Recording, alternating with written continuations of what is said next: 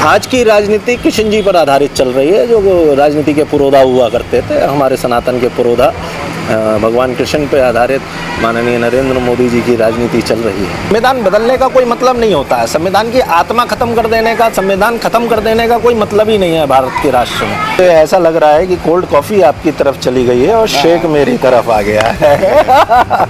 आप देख रहे हैं आवाज़ इंडिया और मैं इस समय बरेली में हूं और इस समय मेरे साथ हैं राज अग्रवाल, जो कि भाजपा के प्रवक्ता हैं और बरेली महानगर भाजपा में आप कोषाध्यक्ष हैं जी। आज आपका बहुत बहुत स्वागत है।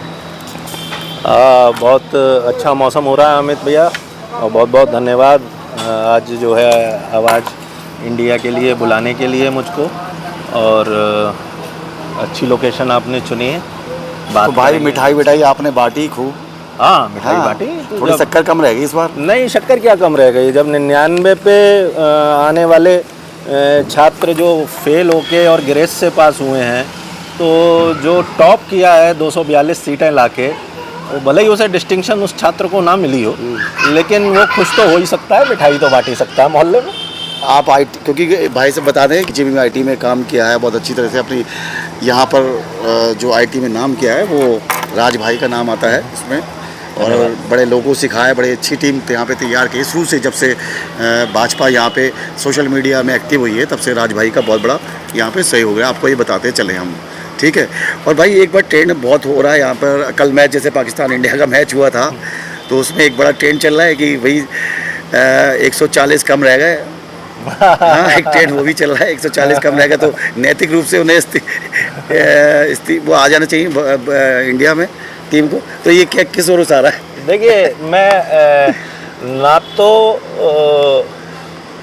अगर वो पिच अच्छी होती, हाँ, तो वो 140 भी पढ़ते।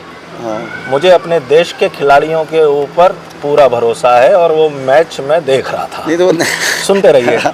और अगर विपक्ष ईमानदारी से इस पिच को भी अच्छा रखता और देश में केवल विकास और विकास परक मुद्दों की ही बात को लेके चला होता, तो शायद ये सीटें भी उतनी ही होती जितनी की बोली गई थी। चलिए बात करते हैं आपके चुनाव, शुरू से ही बात करते हैं। राम मंदिर का उद्घाटन हुआ यहाँ पर, राम में एक हो गया था माहौल, उसके बाद चुनावों की घोषणा हो जाती है, उसके बाद पहला और दूसरा राउंड होता है। पहला दूसरे राउंड में मोदी की गारंटी चलती है और हमें लगता था कि मोदी गारंटी ये आखिरी राउंड तक चलेगी, लेकिन ऐसा क्या चेंज हो गया कि मटन, मछली, मंगलसूत्र, मुजरा, मुसलमान ये यहाँ पर आ गए? देखिए, होता क्या है कि जैसे को तैसा जो है वो राजनीति का एक जैसे एक नियम होता है, एक धर्म होता है। जैसे को तैसा एक समय में जो राजनीति चलती थी वो मर्यादा पुरुषोत्तम राम जी के आधारित चलती थी। जब माननीय अटल बिहारी वाजपेयी जी जो है देश के प्रधानमंत्री हुआ करते थे, बहुत सारी चीज़ें मर्यादाओं में रह के हुआ करती थी। आज की राजनीति किशन जी पर आधारित चल रही है, जो राजनीति के पुरोधा हुआ करते थे, हमारे सनातन के पुरोधा भगवान कृष्ण पर आधारित माननीय नरेंद्र मोदी जी की राजनीति चल रही है। और वह इस बात को बहुत अच्छी तरीके से जानते हैं कि किस तरीके से, किस समय क्या लहजा इस्तेमाल करना है। पहले चरण में हमने आपने, दूसरे चरण में हमने आपने, सबने देखा कि मोदी जी की गारंटी चल रही थी। जो हम लोगों ने विकास किया 10 सालों में, उस पे बात हो रही थी। धारा 370 पे बात हो रही थी, राम मंदिर निर्माण पर बात हो रही थी। तीसरा चरण आते आते हम सब ने ये इसमें कमी आती चली गई, और जिन शब्दों का आप प्रयोग कर रहे हो, जो शब्द आपने बोले, उन सब शब्दों का प्रयोग राजनीति में हुआ। तो उनकी आवश्यकता सामने से आ रहे शब्दों के अनुसार पड़ी, तो माननीय प्रधानमंत्री जी ने उन शब्दों का उपयोग किया।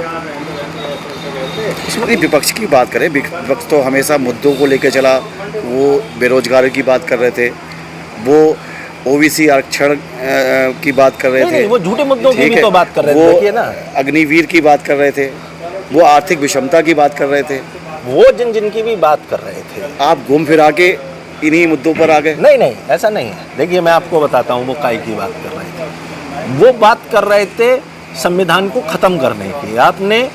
आपने तीसरी बार में जब उन्होंने ये देखा, मैं आपको एक थोड़ा सा और थोड़ा सा आगे लेके जाता हूँ। भ्रष्टाचार में इंडी गठबंधन का एक साथी जेल में बंद कर दिया जाता है, नाम है केजरीवाल।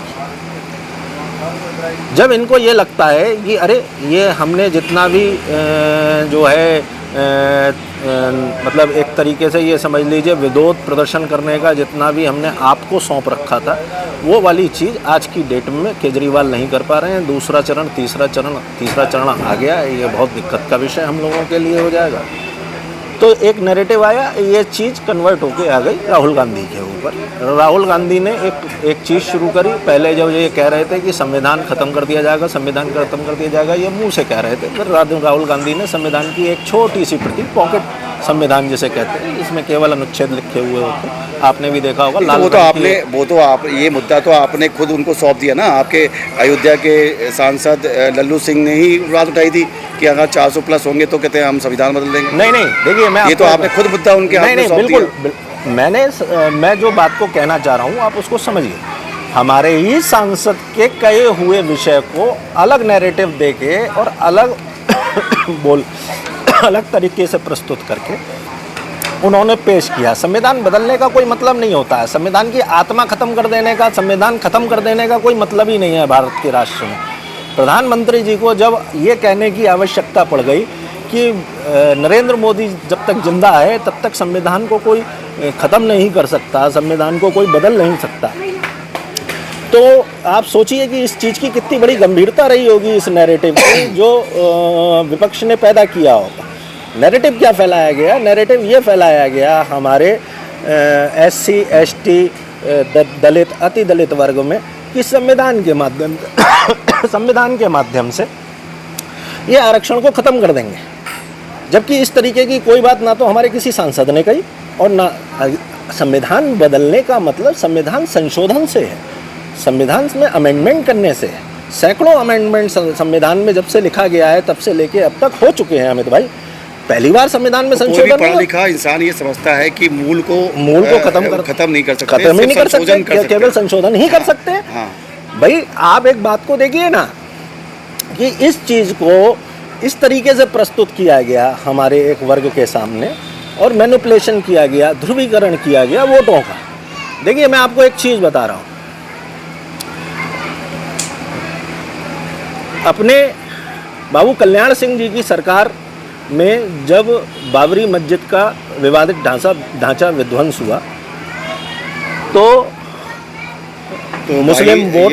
राजी आपकी कोल्ड कॉफ़ी आ गई। Thank you, thanks a lot. Shake आ गया, इसका जायका मुझे ऐसा लग रहा है कि कोल्ड कॉफ़ी आपकी तरफ चली गई है और शेक मेरी तरफ आ गया है।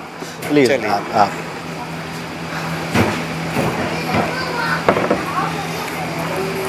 तो कहाँ थे हम लोग? बाबू कल्याण सिंह जी की। बाबू कल्याण सिंह जी की सरकार में जब बाबरी मस्जिद का विवादित ढांचा कार सेवकों द्वारा गिराया गया, उसके बाद के आपको परिणाम याद होंगे, भाजपा हार गई, मुस्लिम वोट कंसोलिडेटेड हुआ।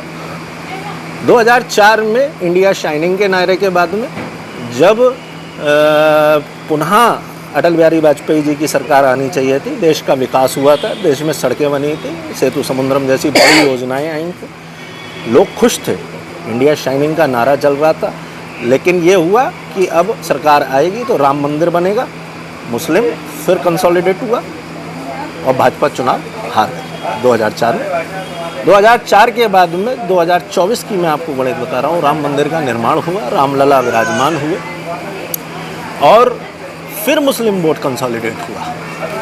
कंसोलिडेशन का मतलब मैं जिस चीज़ से कह रहा हूँ वो ये है कि किसी पार्टी विशेष को वोट ना देके उस सेकंड पावदान पे खड़े हुए वोटर प्रत्याशी को वोट देना जो कि भाजपा के प्रत्याशी को सीधे सीधे हरा सकता हो। This is the mean of consolidation. 20% में तो ये माना जाता है ना कि वोट कम ही करते हैं आप लोग को। आप तो 80% पे काम कर रहे थे। अगर 14 की बात करें तो आपकी सोशल इंजीनियरिंग इतनी बढ़िया हुई है जी। ओबीसी आपने टिकट बांटे, ओबीसी को अपने जो दूसरी पार्टी में तो ओबीसी आपका चाहे कई लोग ले, कई जाति के नाम ले रहे हैं जी जी जी जी, कई उनको आपने अपने साथ लेके आए, ठीक है जी। तो अब ऐसा क्या फील हो गया यहाँ पर, अब आगे ऐसा क्या हो कि वही लोग आपके कहते हैं इस चुनाव में, यूपी में खासकर बात करें आपकी, हम गुजरात की बात करें, मध्य प्रदेश में आपका बहुत अच्छा रिजल्ट आया है, दिल्ली में आपने 7 सीटें जीती जहाँ पे अपेक्षा कर रहे थे कि 2-3 सीटें कम होंगी, और यूपी से तो हम किसी ने एक्सपेक्ट नहीं कर रहा था किसी ने कि इतनी कम रह जाएंगी, किसी ने एक्सपेक्ट नहीं कर रहा था। तो क्या सोशल इंजीनियरिंग यहाँ फेल हो गई? जो ओबीसी थे, पिछड़ा थे लोग यहाँ पे, वो थोड़े छटके यहाँ पे थे? ये एक्चुअल में हुआ क्या है कि विषय मेरे हिसाब से जो मेरी अपनी एक मैंने चुनाव का जो पहलू देखा, मैंने जो एक पूरा मैथ, एक कैलकुलेशन, एक गणित निकाला चुनाव के बाद में, अमित भाई, छिटका तो हमसे वो ही 5 से 6% वोट है जिसको ये समझ में आया कि संविधान में आरक्षण ख़त्म कर दिया जाएगा। ठीक है, अब ऐसे में जिन सीटों पर हमारी जीत 5 से 6 लाख वोटों की थी, बड़ी बम्पर जीत जिसमें हम जीतते थे 5 लाख प्लस की, वो जीतों का अंतर घट के 1.5 से 2 लाख 2.5 लाख रह गया, जिसमें माननीय प्रधानमंत्री जी की भी सीट आप लोगों ने देखी जिस प्रकार से वो घट के उसका अंतर कम हुआ है। और जिन सीटों पे हमारा अंतर जीत का 1.5 से 2 लाख का ही होता था, उन सीटों को या फिर तो हमने बहुत कम अंतरों से जीता, और नहीं तो यार हम उसे 30-40 हज़ार 50 हज़ार वोटों से हार गए। कि मायावती का जो 12% का यहाँ पे वोट बैंक है, वो 6% कहते हैं सापा और कांग्रेस को ट्रांसफर हुआ? बिल्कुल हुआ है, 6% कम हुआ है। जी जी बिल्कुल हुआ है। और अगर ये मतलब नीतीश कुमार और चंद्रबाबू नायडू के साथ में अगर काश मायावती जी भी हमारा साथ दी हुई होती, हम लोगों ने उनका साथ लिया हुआ होता, तो बैकडोर से तो मायावती आपके साथ पे थी ना? वो वाले वोटर्स ने फिर उस चीज़ को सुना नहीं सर। बैकडोर नहीं चलता है राजनीति में। राजनीति में ना मायावती जी के पास में ऐसा कोई तंत्र है कि फतवा टाइप का कि वह अंदर से ये चीज़ पहुंचवा सके कि आपको वोट भारतीय जनता पार्टी को देना है। मैं इस चीज़ को नहीं मानता हूं, ये कोई तंत्र नहीं होता है। आप हमारे हैं, आप हमारे साथ हैं तो हैं, और नहीं है तो नहीं है। अयोध्या आने का कारण क्या रहा? आप राम मंदिर लेके चले, इतना बड़ा मुद्दा था राम मंदिर, तो आपका शुरू से ही बीजेपी को एक आपने मेरा मनपसंद प्रश्न पूछा। एक और बात यहाँ पे कर दो जी। अयोध्या हट गए जी, चित्रकूट हट गए जी, रामकोट हट गए, हर गए, और हर गए आपका रामेश्वरम। देखिए मैं आपको एक बात बताऊँ, मैं आपको एक थोड़ा सा बात, पहले मेरा जो प्रश्न जो अयोध्या आपने कहा है, अयोध्या जी पर मेरा बड़ा बोलने का मन रहता है और मैं उस पर बहुत मन है और मैं बोलूँगा भी। देखिए हाँ, मैं लेता हूँ, मनपसंद मेरा प्रश्न है, मैं बताता हूँ आपको। बेसिकली लोकसभा में अयोध्या कोई सीट ही नहीं है, विधानसभा अयोध्या हमारी है। भ्रम लोगों को बहुत है यस कि अयोध्या एक सीट है। यस, मैं ये क्लियर करना चाहता हूँ। एक बार कैमरामैन मुझे फोकस करके इस चीज़ को दिखाइए, पास में, और मैं इसको बोलना चाहता हूँ कि भारत की लोकसभा में अयोध्या कोई सीट ही नहीं है। सीट है फैजाबाद, सीट है फैजाबाद, जिसमें 5 विधानसभाएं आती हैं, जिसमें से एक विधानसभा अयोध्या सिटी, अयोध्या नगरी, महानगर अयोध्या है, जो विधानसभा लल्लू सिंह जी 4.5 से 5,000 वोटों से जीत के आए हैं। जो ये पूरा भ्रम फैला हुआ है, कोई कह रहा है कि वहां से प्रसाद तो अयोध्या विधानसभा तो जीत गए ना, विधानसभा तो बीजेपी जीत गई ना। बिल्कुल, लोगों को ये भ्रम फैलाया जा रहा है कि अयोध्या, जबकि अयोध्या फैजाबाद एक बहुत बड़ी लोकसभा है। फैजाबाद एक बड़ी लोकसभा है, और उस फैजाबाद के अंदर जिसमें कंसोलिडेशन की, जिस धर्म विशेष के कंसोलिडेशन की बात कर रहा था, वही कंसोलिडेशन ने, भाई एक बात बताइए ना, लल्लू सिंह जी को 4,97,000 कुछ, मतलब 5 लाख वोट मिला है ना। एक टाइम में 5 लाख वोटों पे किसी भी पार्टी का सांसद जीत जाया करता था। आज की डेट में कंसोलिडेशन की ये स्थिति है कि 5 लाख की भी होने, 5 लाख वोट पड़ने के बावजूद भी सांसद चुनाव हार जाता है। एक मुश्त वोट पड़ रहा है। मैं ये कहना चाहता हूँ कि आज की पढ़ी लिखी जो लॉबी है, और मुझे कहने में कोई गुरेज नहीं है, जो हिंदू लॉबी है, उसको सोचना पड़ेगा, एक बार पुनः विचार करना पड़ेगा। उसको ये चाहिए कि वो लोग पहली बात तो हम लोगों के यहाँ एक और मैं अमित भाई बात कहना चाहता हूँ। मैं देखता हूँ कि 4 लोगों का परिवार है, 2 बच्चे बाहर पढ़ने चले गए हैं। हम अपने बच्चों को भी ये शिक्षा नहीं दे पा रहे हैं कि वो उस दिन के लिए छुट्टी लेकर आए, चाहे वो नौकरी पेशा है, चाहे वो पढ़ाई कर रहे हैं, और वो यहाँ आके वोट डालें। हमारी एक सोशल मीडिया पे एक नैरेटिव सेट किया जा रहा है जी कि भैया अयोध्या जाओगे तो खाना लेके मत जा, वहाँ पे खाना मत खाना, ठीक है, जबकि आपका ये क्यों उनको सजा दे रहे हैं कि जो अयोध्या कोई सजा नहीं अयोध्या तो देते। बीजेपी जीत के आई है ना। मैं आपको एक चीज़ बता रहा हूँ अमित भाई, एक नैरेटिव ये भी आया, एक कल को कोई भगवाधारी थे, मैंने वीडियो देखा, वो एक भगवाधारी भी कह रहे थे और एक रिक्शे वाला भी कह रहा था भाई साहब कोई 5 रुपए देने को तैयार नहीं। सब नैरेटिव चल रहे हैं, रिक्शे वाले की शक्ल रिक्शे वाले जैसी लगी। अब ये कौन कर रहा है? ये सब विपक्ष का एक नैरेटिव चल रहा है।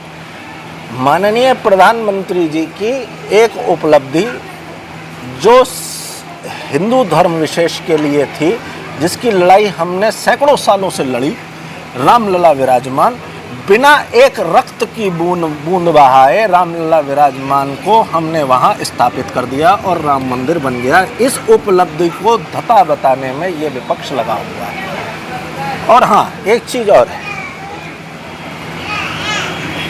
हम लोगों ने भी उसका इस राजनीतिक फायदा उठाने का प्रयास भी नहीं किया। इधर रामलला विराजमान हुए थे, पूरा देश सेंटीमेंट था, रोज के 4 लाख 4.5 लाख लोग दर्शन कर रहे थे। आप सोच के देखिए, मेरे हिसाब से अमित भाई मैं आपको बताऊं तो 10 ताजमहल मिलके भी इतना बड़ा रोजगार नहीं दे सकते जितना रामलला विराजमान आज की डेट में अयोध्या नगरी को दे रहे हैं। 4 गोवा मिल जाए तो साल में इतना आदमी नहीं आता है टूरिस्ट, जितना 1 महीने के अंदर 2 महीने के अंदर रामलला विराजमान दर्शन करने के लिए लोग आ रहे हैं, और किसी तरीके की कोई कमी नहीं हुई है। मेरे मित्र वहाँ पे जो है एएसपी हैं, और वो बता रहे थे कि राज कोई ऐसी बात नहीं है, ये भी नहीं हुआ है कि 4 जून के बाद में 1.5 लाख से घट के 2 लाख से घट के कोई 1.25 लाख। गर्मी की वजह से ज़रूर थोड़ा सा आदमी इस समय माहौल ऐसा चल रहा है, और एक लंबी प्रक्रिया के तहत रामलला विराजमान के दर्शन के लिए गुजरना पड़ता है, जो सभी के लिए। इधर में तो मैंने सुना है वीआईपी दर्शन भी बंद कर दिए गए हैं, तो सभी को गुजरना। ये चुनाव तो हो गए, रिजल्ट भी आ गए जी, और अब एनडीए सरकार आपकी बन गई। मोदी सरकार जो थी वो पीछे रह गई। मोदी जी को आदत है क्या आपके बैसाखी लेके चलने की? क्योंकि मोदी जी 2002 में जब चीफ मिनिस्टर बने थे गुजरात के, उसके बाद चुनाव हुए, भारी बहुमत में उन्होंने चुनाव जीता गुजरात में जी। 3 बार चीफ मिनिस्टर रहे, 14 में प्रधानमंत्री बने, 19 में फिर प्रधानमंत्री बने।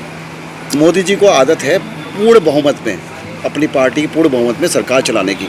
कभी उन्होंने बैसाखियों का सहारा नहीं लिया मोदी जी को। लेकिन इस बार पहली बार ऐसा हुआ है कि मोदी जी बैसाखियों पे सरकार चलाएंगे। नहीं, गलत। मोदी जी को आदत है जो एक गठबंधन का धर्म होता है राजनीति में, वो निभाने की। मोदी जी को आदत है अपने सहयोगियों को पूरा सम्मान देने की। मोदी जी को आदत है उन्हें मंत्री पद से नवाजने की। मोदी जी को आदत है उनके लिए उनके द्वारा किए गए राजनीतिक और सार्वजनिक अच्छे कामों को सराहने की। अमित भाई, मोदी जी बैकफुट पे नहीं आएंगे क्या? आप निर्णय लेने में बैकफुट पे नहीं आएंगे? आपको क्या लग रहा है आज की डेट में आपने प्रधानमंत्री की बॉडी लैंग्वेज को देख के? अगर हम बात करें, वैचारिक बात करें, ठीक है, हम आपका जेडीयू की बात करें, नीतीश कुमार की बात करें, हम टीडीपी की बात करें, चंद्रबाबू नायडू की बात करें, उनकी विचारधारा आपके विचार में जमीन आसमान का अंतर है। आपका टीडीपी चंद्रबाबू नायडू ने मुस्लिम आरक्षण की बात करी है, उनके मैनिफेस्टो में लिखा हुआ है कि हम अगर हमारी सरकार आती है, आज उन्होंने वो भी शपथ भी ली है कि अगर हमारी सरकार आती तो हम मुस्लिम आरक्षण के लिए प्रयास करेंगे। देंगे। तो मैनिफेस्टो में जब लिख दिया तो करना पड़ेगा ना उनको। देखिए आप एक बात को समझ, और मोदी जी इस बात में कभी सहमत नहीं हुए हैं। मुस्लिम आरक्षण की बात उन्होंने चुनावों में इस बात को कहा था कि अगर विपक्ष आता है तो आपको हम इनकी आपकी एक बहस दे देंगे चुरा के, और हमारे बात तो वही थी ना हमारे। अब हम जेडीयू की बात करें तो वो बात करते हैं ओबीसी आरक्षण के, जनगणना की बात करते हैं। आप हमारी दोनों बातों को, एक बात को समझिए। मैं आपका दोनों प्रश्नों का आपके उत्तर एक ही हल में दे दूंगा। आज की डेट में भारतीय संविधान के अंदर आरक्षण की परसेंटेज प्रतिशत सीमा तय है और हम आज की डेट में आरक्षण को उसी प्रतिशतता के रूप में दे रहे हैं। 50% के करीब करीब मैक्सिमम है। ओबीसी को भी दे रहे हैं, महिला आरक्षण दे रहे हैं और क्या कहते हैं SC ST को आरक्षण दे रहे हैं और हम उसकी पूरी सीमा को प्रयोग कर रहे हैं। आरक्षण संविधान हम बदल नहीं रहे, आरक्षण के ऊपर हम किसी तरीके का कोई विवाद ला नहीं रहे। आज की डेट में चंद्रबाबू नायडू जी किसके आरक्षण को कटौती करके और आंध्र प्रदेश में दे देंगे, ये उनके अपने सोचने का विषय है। एक बड़े पुरोधा है, राजनीति में हमारे सहयोगी हैं और राजनीति के बड़े पुरोधा हैं। नीतीश कुमार जी राजनीति के बड़े पुरोधा हैं, लोग उन्हें प्रधानमंत्री मटेरियल के रूप तक में देखते हैं, समझ रहे हैं। तो आप सोच के देखिए, ये लोग देखिए कुछ लुभावन चीज़ें चुनाव के समय और कुछ लुभावने वायदे चुनाव के समय करने होते हैं, जिसमें से राजनीति में कुछ पूरे होते हैं कुछ नहीं पूरे होते हैं, तो उनका जो है रास्ता निकाला जाता है कि किस तरीके से संतुष्ट करना है अपने उस वोटर को, वही होगा। आगे देखिएगा भविष्य में। अभी आजकल एक ट्रेंड बहुत चल रहा है, बहुत मीडिया में भी रिपोर्ट चल रही है जी। कल मोहन भागवत जी, RSS प्रमुख मोहन भागवत जी का एक था स्पीच थी कल। उन्होंने मोदी जी के नाम तो नहीं लिया, लेकिन सभी दोनों विपक्ष और सत्ता में जो है दोनों को उन्होंने एक मैसेज दिया, अहंकार आप मत पालो, ठीक है, मर्यादा में रखो। जो पिछले चुनाव हुए जिस तरीके से मर्यादा तोड़ी गई है दोनों तरफ से, एक बहुत क्लियर मैसेज कहा, उसके बारे में आपकी क्या राय है? देखिए विपक्ष का तो मुझको नहीं मालूम, RSS भारतीय जनता क्या अर्थ पार्टी निकाले, जनता क्या अर्थ निकाले मोहन भागवत जी के स्पीच से? देखिए मैं अर्थ निकालने के रूप में बहुत ही छोटा व्यक्तित्व है मेरा, अब आपके व्यूज़ क्या है? लेकिन मेरा व्यूज़ अपने आप में ये है कि विपक्ष का तो मुझे नहीं मालूम कि उन्होंने विपक्ष के लिए क्या कहा। हमारा मातृत्व संगठन है RSS, मदर ऑर्गेनाइजेशन है हमारी, और हम लोग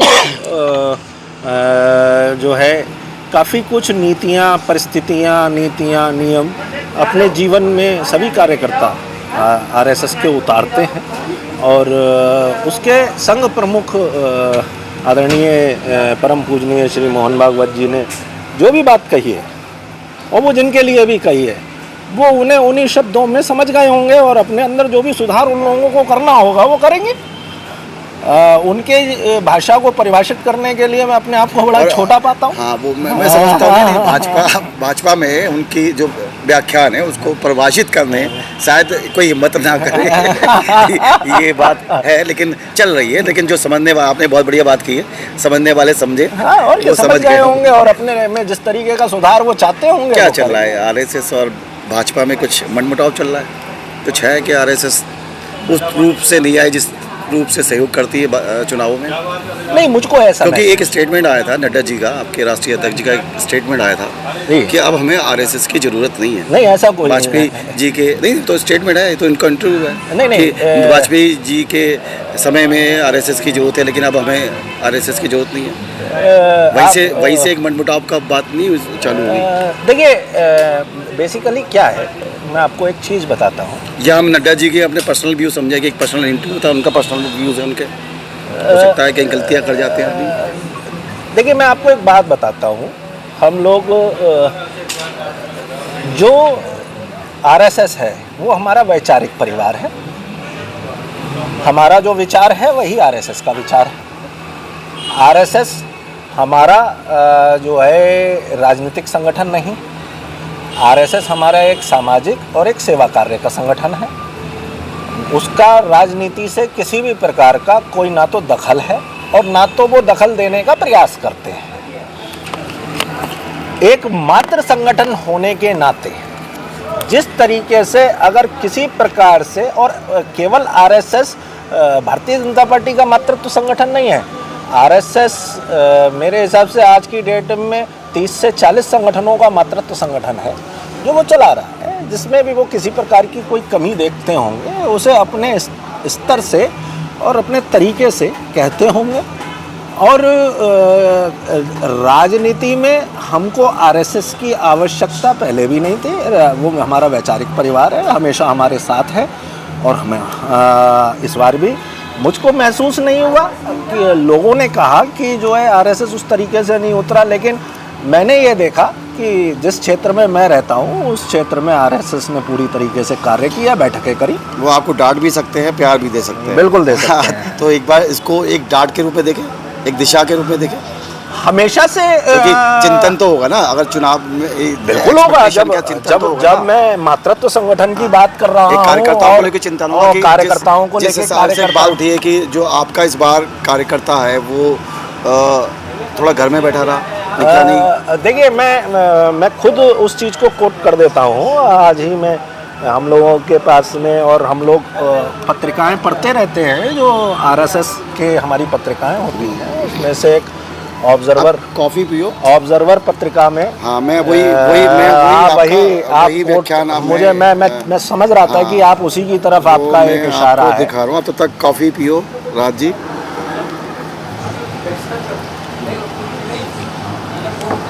लिखा है चुनाव परिणाम भाजपाइयों को सच से सामना कराने वाले, ऑर्गेनाइजर कह रहा है का।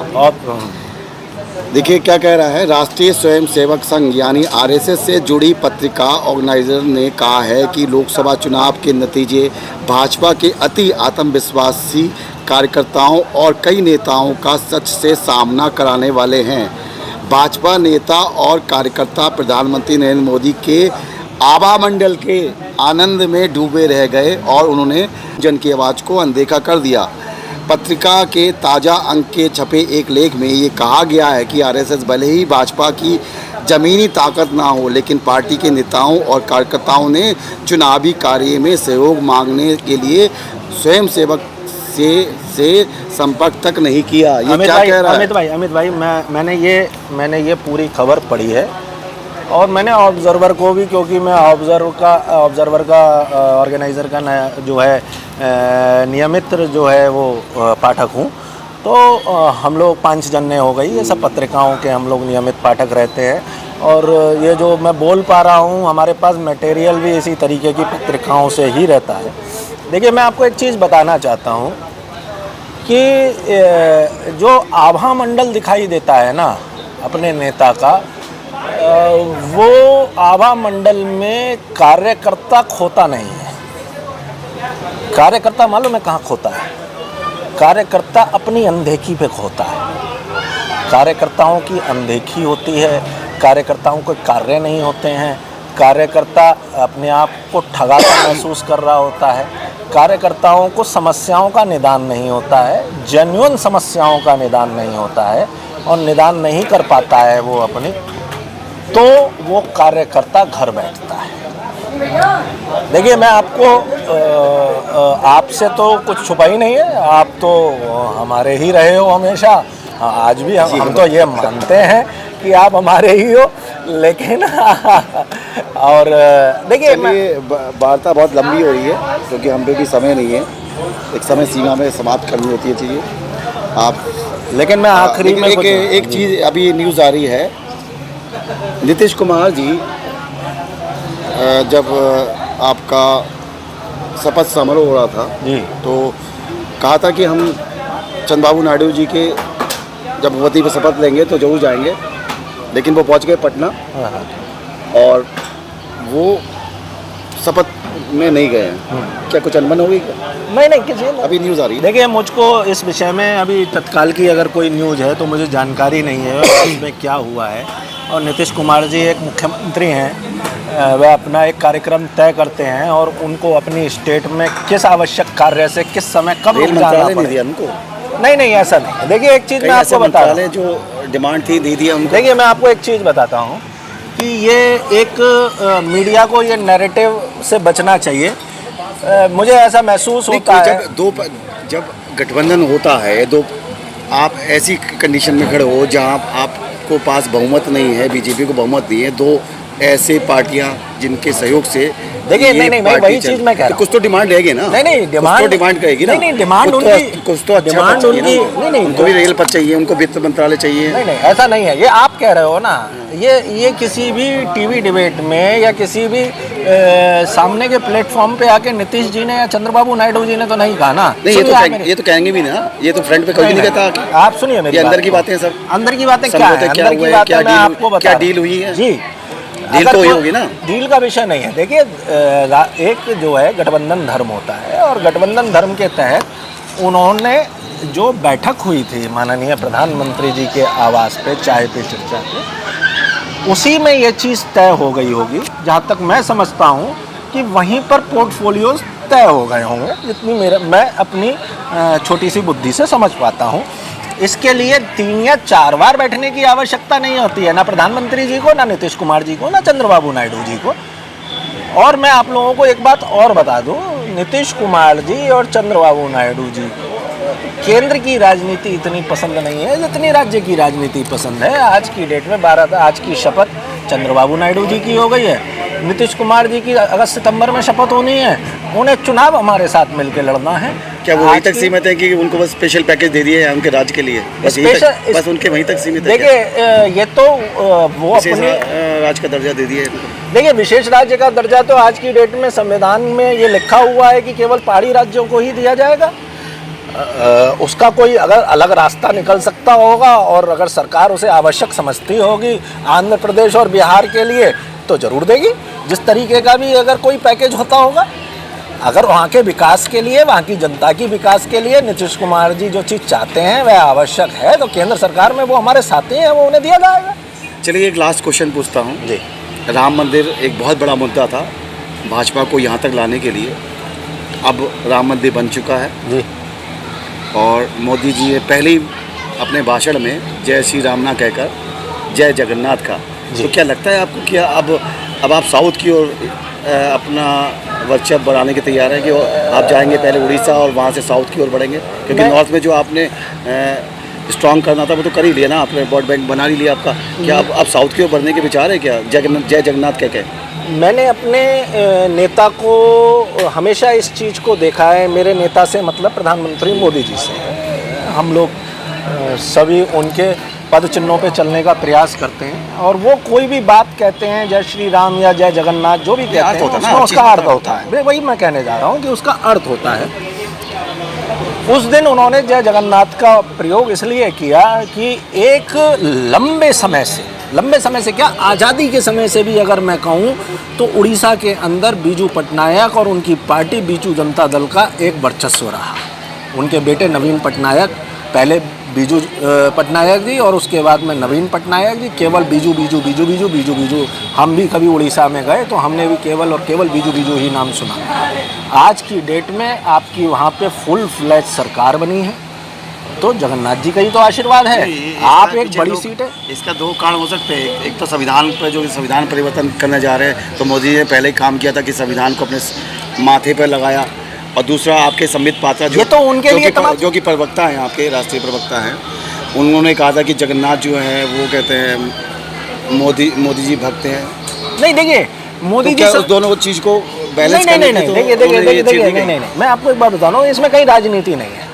केवल और केवल उड़ीसा से अच्छा प्रदर्शन हुआ, उसी उड़ीसा से बढ़िया प्रदर्शन हुआ। प्रधानमंत्री मोदी जी ने जगन्नाथ जी को याद किया, संविधान को इसलिए चूमा कि वो ये दिखाना चाहते थे कि हम कहीं संविधान नहीं बदल रहे हैं, ना कोई संविधान खत्म हो रहा है। लेकिन और इस सारे इशारों में बहुत कुछ कह दिया है, और ये भी समझते हैं और हम भी समझते हैं अब राजनीति कहाँ से शुरू होगी। चाहे वो अब अयोध्या हटके, चाहे उनका ध्यान अब उड़ीसा और साउथ जैसे जगहों पर हो, ताकि जो यहाँ पे सीटें कम रही है, जो 400 प्लस का नारा लगा था, तो हो सकता है अगली बार 2029 में 450 का नारा या 500 का नारा लगाएं। तो सबसे पहले आपको बहुत शुभकामनाएं। धन्यवाद, आपकी सरकार में आपका हमारा जो हमने आपसे प्रश्न किए उसका आपने बखूबी जवाब देने की कोशिश करी। तो ऐसे ही हम आपको अपने चैनल पर इनवाइट करते रहेंगे, बुलाते रहेंगे और आपसे क्वेश्चन करते ही रहेंगे, फटाफट खटाखट। नहीं, आप खटाखट और फटाफट शब्दों का प्रयोग मत करिए। मैं लेकिन आपके बुलाने पे हमेशा आता रहूँगा। मुझे बहुत प्रसन्नता हुई, धन्यवाद अमित। तो ₹1,00,000 आ रहा नहीं आ रहा है? अरे उन्होंने तो वो छपवा दिया था। क्या कहते हैं पूरा एक पंपलेट छपवा के बंटवाया है भाई साहब नीचे तक। नहीं, मैं सोच रहा हूँ और आने वाले उस पे राहुल गांधी जी के सिग्नेचर थे। मैं आज भी सोचता हूँ मल्लिकार्जुन और खड़गे और राहुल गांधी जी के सिग्नेचर, मुझे लगता है कि जहाँ जहाँ इनके अच्छे जो है सांसद विजय होके आए हैं वहाँ इन्हें ये देने चाहिए अपने फंड में से भाई। चलिए, ये तो हंसी और मजाक का मुद्दा था। आप देख रहे हैं आवाज़ इंडिया में कुणाल श्रीवास्तव के साथ। आवाज़ इंडिया के लिए अमित वर्मा।